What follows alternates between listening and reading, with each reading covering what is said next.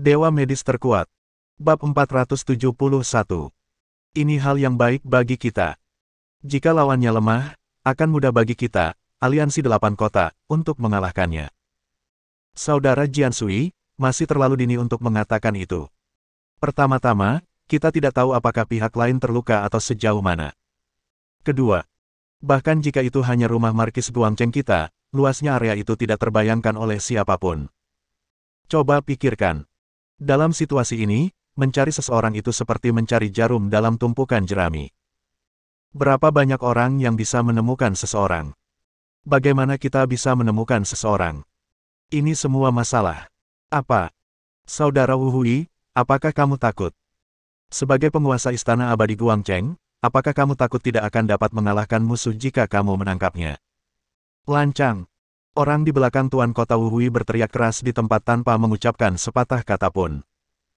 Namun pada saat berikutnya, pelayan di belakang penguasa kota Jiansui menghunus pedangnya dan melesat maju dengan momentumnya sendiri. Tingkat ketiga alam pembunuh dewa. Apa? Para penguasa kota sedang berbicara satu sama lain, apakah giliranmu sebagai pelayan untuk menyela? Kau pikir kau siapa?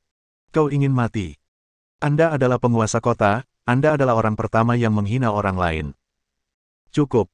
Xiao Wu, mundurlah. Tapi Tuan Kota. Ku bilang mundurlah. Kau tidak mendengarku. Ya. Xiao Wu, bawahan dari Tuan Kota Wu Hui, melotot tajam ke arah bawahan Tuan Kota Jiansui lalu perlahan mundur. Orang-orang penguasa kota Jiansui juga mengambil kembali senjata mereka. Penguasa kota Wu Hui melirik penguasa kota Jiansui dan berkata dengan suara dingin. Saudara Jiansui, aku tahu ada keretakan antara kau dan aku, tetapi kau dan aku adalah rekan kerja. Sekarang, aku juga melakukan hal-hal sesuai dengan perintah Guang Chengjun. Jadi, ada beberapa hal, aku harap kau dapat membedakannya dengan jelas dan jangan membuat masalah dengan sembarangan. Aku tidak bermaksud menimbulkan masalah. Mari kita bicarakan tentang anak ini. Satu-satunya informasi yang kita miliki saat ini adalah bahwa dia marah kepada keluarga Ouyang karena tuan muda ketiga dari keluarga Ouyang mengambil sejumlah senjata ajaib yang sebanding dengan tingkat pengawal kerajaan. Kekuatan lawannya luar biasa. Mata semua orang berkedip. Mengenai masalah itu, tuan muda keempat telah menjelaskan bahwa tidak seorang pun diizinkan untuk berbicara. Sudah cukup bagi semua orang untuk mengetahui kebenaran tentang masalah ini. Jadi, kita harus membunuh pihak lain secepatnya untuk mencegah mereka mengetahui masalah ini. Saat itu, akan ada orang-orang yang lebih kuat yang akan melampiaskan amarah mereka pada kita. Sial. Aku tahu bahwa memilih untuk melancarkan serangan diam-diam terhadap biksu misterius itu bukanlah ide yang bagus. Kau menolak untuk mendengarkan dan bersikeras mengikuti Tuan Muda keempat untuk membombardirnya dengan senjata spiritual. Akibatnya, sekarang kau dalam masalah, kan? Huff. Yang kuat memangsa yang lemah. Siapa yang mengizinkannya menerobos masuk ke wilayah kita secara diam-diam? Jika kita tidak menyerangnya secara diam-diam, apakah kita akan membiarkannya menerobos dan pergi? Kalau begitu, bukankah kita terlalu sampah? Benar sekali. Bagaimana mungkin kita tidak memakan daging berlemak yang ada di depan kita? Lagi pula, bukan hanya kita yang memakan sepotong daging berlemak ini. Apakah tidak ada orang dari Istana Abadi lain yang terlibat? Bahkan jika kita tidak mengambil tindakan, tidak mungkin orang-orang dari Istana Abadi lain itu tidak akan mengambil tindakan. Benar, benar, benar. Jika kita ingin menyalahkan seseorang, kita hanya bisa menyalahkannya karena begitu bodohnya sehingga dia memilih untuk datang ke wilayah kita untuk menerobos. Jika kita tidak melawannya, siapa yang harus kita lawan? Semua orang berbicara serentak, dan tidak ada sedikit pun rasa bersalah dalam kata-kata mereka atas pembunuhan dan perampokan tersebut. Sebaliknya, mereka semua penuh dengan rasa puas diri. Namun, ada beberapa individu yang memiliki sedikit rasa bersalah di mata mereka. Baiklah. Tidak perlu bicara lagi. Mari kita pikirkan cara untuk memancing orang ini keluar. Apakah dia tidak ingin melacak keberadaan kumpulan artefak itu? Baiklah, besok, kita akan mengadakan lelang di kota ini. Kita tidak akan menjual apapun lagi, tetapi hanya melelang satu artefak dari masing-masing tangan kita. Aku tidak percaya dia tidak akan mengambil tindakan. Bagaimana menurutmu? Ide bagus, ayo kita lakukan. Kalau begitu, mari kita bersiap dengan cepat dan jangan buang-buang waktu masing-masing. Setelah itu, semua orang berpisah dan mencari penginapan untuk menginap di timur, selatan, barat, dan utara kota. Saat matahari terbenam di sebelah barat, sesosok tubuh putih bersih diam-diam datang ke kota. Dia datang ke salah satu penginapan dan berkata dengan tenang, "Dapatkan aku kamar yang bagus. Kamar terbaik. Oke. Namun, aturan penginapan kami adalah Anda harus membayar terlebih dahulu dan baru memesan kamar. Jika Anda ingin menginap di kamar terbaik, Anda harus membayar 2 batu roh kelas rendah." Batu roh adalah mata uang umum di antara para prajurit. Ia penuh dengan energi spiritual, dan bahkan dapat memberikan pengisian ulang energi spiritual kepada para prajurit ketika energi spiritual mereka habis. Harganya lebih mahal daripada beberapa pil penambah energi.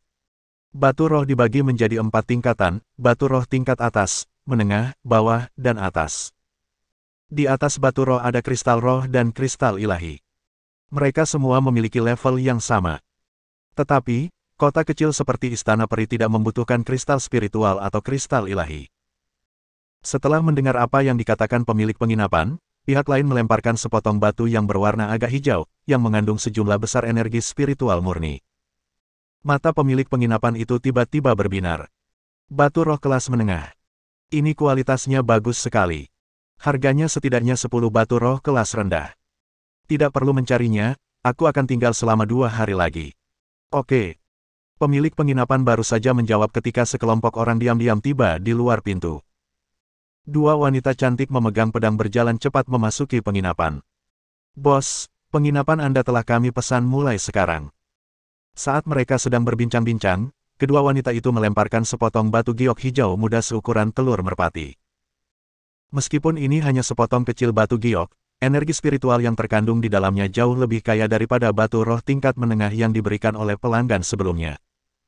Pemilik penginapan itu tidak dapat menahan diri untuk tidak terkesiap dan matanya terbelalak. Kristal spiritual tingkat rendah. Sepotong kristal roh tingkat rendah setidaknya bernilai 10 potong batu roh tingkat atas, 100 potong batu roh tingkat tinggi, 1000 potong batu roh tingkat menengah, dan bahkan bernilai 10.000 potong batu roh tingkat rendah. Cukup pesan penginapan ini.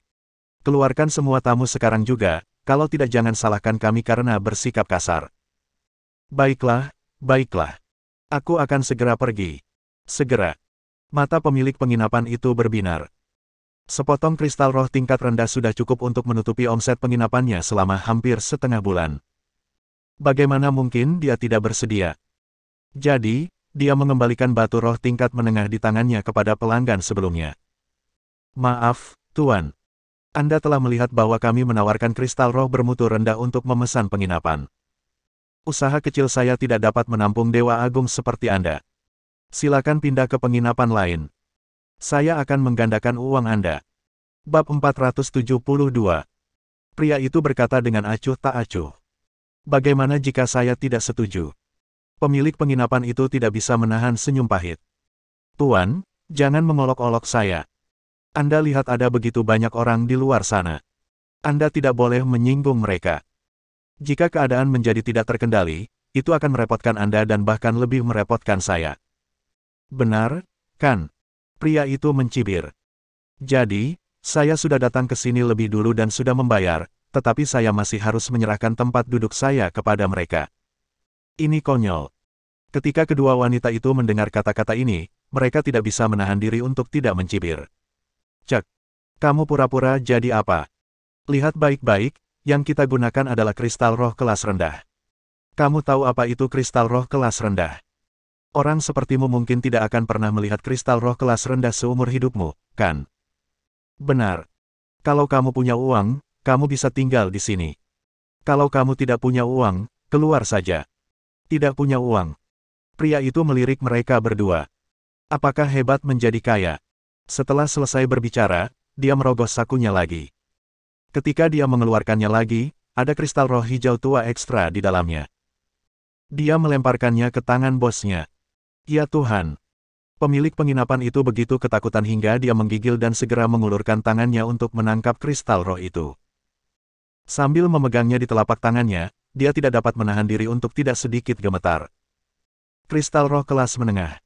Itu benar-benar kristal roh kelas menengah. Ya Tuhan, ini pertama kalinya aku melihat kristal roh kelas menengah dalam hidupku. Pemilik penginapan itu begitu gembira hingga dia tidak dapat berkata apa-apa dan seluruh tubuhnya gemetar. Kedua wanita itu tercengang dan tercengang. Melihat pakaian orang lain, gayanya bagus dan dia terlihat sangat tampan. Tetapi tidak ada satupun formasi pertahanan di sana, apalagi material bermutu tinggi yang dapat membantunya meningkatkan penyerapan energi spiritual atau kekuatan pertahanannya. Orang ini jelas-jelas orang miskin, dan orang yang sangat miskin yang baru saja memasuki dunia seni bela diri belum lama ini. Tetapi bagaimana dia bisa mengeluarkan kristal roh tingkat menengah? Bisakah kamu menunjukkan ruangannya?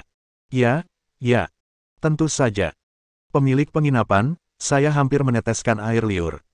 Sepotong kristal roh tingkat menengah bernilai 100.000 batu roh tingkat rendah. Bagaimana mungkin dia tidak bersedia? Tetapi pada saat ini, kedua wanita itu memasang wajah dingin dan berteriak pelan. Tunggu sebentar. Pemilik penginapan itu mengerutkan kening. Nona-nona, Anda. Huff. Bukankah itu hanya sepotong kristal roh kelas menengah? Kau bertindak seolah-olah tidak ada yang mampu membelinya. Setelah berkata demikian, kedua orang lainnya juga mengeluarkan sepotong kristal roh tingkat menengah. Kau melihatnya. Ini juga kristal roh kelas menengah. Lepaskan dia.